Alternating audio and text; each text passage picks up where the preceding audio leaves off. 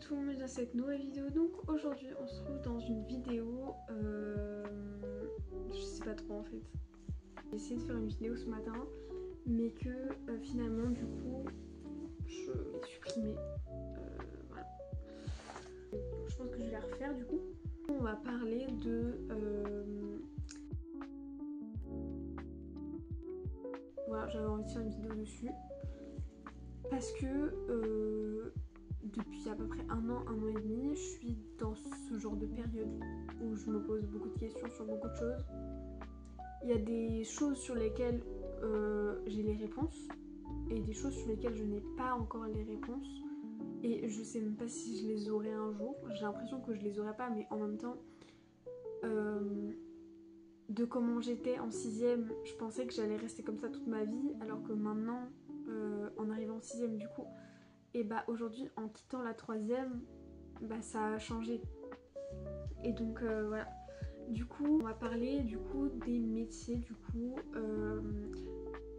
Quand je suis arrivée en 6ème, du coup depuis que je suis toute petite, mon rêve c'est. Enfin mon rêve. Ce que je voulais faire quand j'étais plus grande c'était écrivaine. Et moi je me disais. Je savais que c'était compliqué de vivre de ces livres, etc. Mais j'étais là en mode t'inquiète, on va le faire.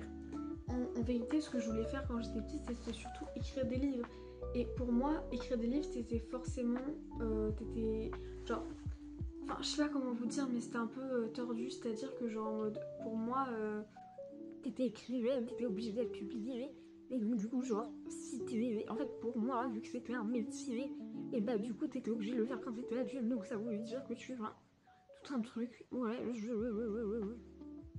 Voilà, donc ça veut dire que je pouvais pas... Enfin, dans ma tête, je pouvais pas écrire avant mes 18 ans.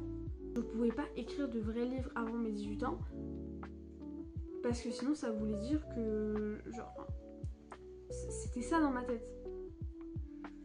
C'est compliqué, mais genre, ça fonctionnait comme ça dans ma tête. Il y a mon chat qui est sorti.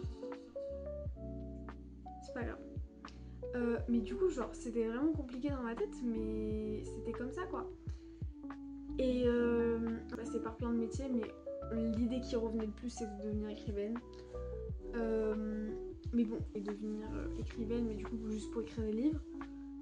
Aujourd'hui, du coup, si je veux écrire des livres à côté, je sais que bah du coup, j'aurai un métier à côté. Enfin, je veux dire, pour vivre, vous voyez ce que je veux dire. Et donc, du coup,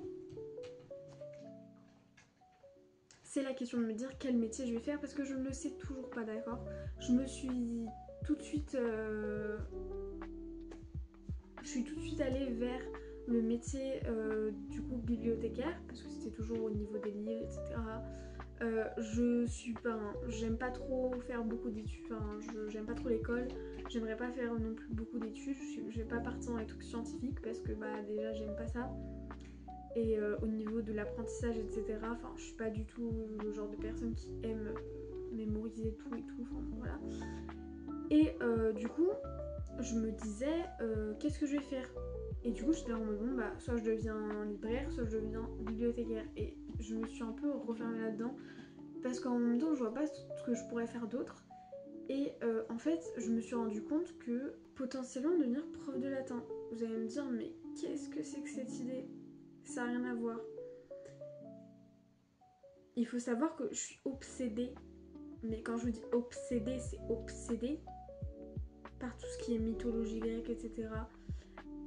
En règle générale, j'aime tout ce qui est mythologie, etc. J'aime les histoires, entendre des histoires, etc. Et bon, étant donné que professeur de mythologie, ça n'existe pas, hein, je me suis dit, bah, allons vers prof de latin. Parce que après ce serait un peu trop éloigné et genre t'es pas sûr de faire exactement la même chose.